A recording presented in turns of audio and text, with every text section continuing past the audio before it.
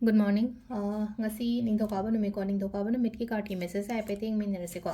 ado ningthokaba numit aham bada khoi gi ningthokaba gi number se number 47 le ko angel number se ko akhoi ni e ba yai ko haide si gi number se khud oi gumba kai gumba da aham ba yeng bangai da number hai se kai gino na khalam ba yai ko haide number 47 se haiding ti gi khoi na adi khudang da hai tara ko side da oiro khatang pambom gumba do oiro adumaina gumba ibi ba yai ko number se 47 se aduga color hairasine ko ningthokaba numit akhoi na set pa ya ba color se akhoi na angaubo machu gumba ko haidi light oba machu sugumba se setpio ko angaubo oiro natraga silver machu gumba hairasine ko adumba su yai ko kasu kaide ko ado pura angauba plain di set panu aite hairaga su ko katang floral print gumba oiraga su kasu kaide ko angauba ya hon bio ngasi gi oina ko aduga amana akhoi na chak thongba khotpa da leina ko ningthokaba numit se koina hapa ya ba se chini maming gi oina khatang ko aduma leire natraga na haidi sangom ni khangde ko adumai taroga hapai ba ko ado sida leiriba cards mayam sida cards ohum katang thoke ko card number 1 card number 2 aduga card number 3 ko ama khanbira se ko nungti gi khanba adumaina card number 1 khansira card number 2 khansira or natraga card number 3 khansira ko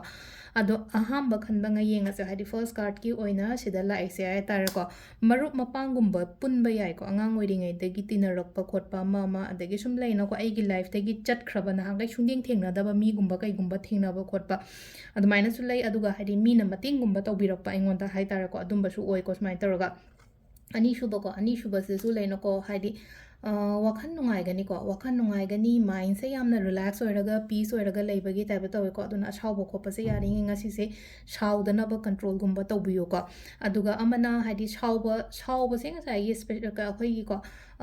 thabang mafam gumba kai gumba daga sum leina ko hadi pressure se helaga di shauning ba khotning ba dumai power so control tawbiyo se ko sipot me amse number 3 ko number 3 gi sina si lei se hai tare ko hadi nungai khotre haragadi ngasi se hadi mayam dagi loina cut off tawraga hadi yumda ithanda nena thana leigi su lei ko hadi isha ithanda le ishada matam piraga ko ishada matam piraga dumaina gumba lebi ba du sisna ko gi card ki message lere ko timing sne ki pung manga ga minute kuntra ni pandaina taruka minute yankhai mapan phong lere ko adagi among nipan ga minute tram pandaina ayuk ni ko sije nipan ga minute tram pandaina mapan ga minute nifu phong lere aduga amana baro ga minute kuni thoi deina pung taruka minute mari phong lere ko aduga amana nungdang gi sina mapan ga minute kuni thoi dena pung trama thoi phawng lere aduga ahing nyong yai pung baro ga minute ni fuma thoi dena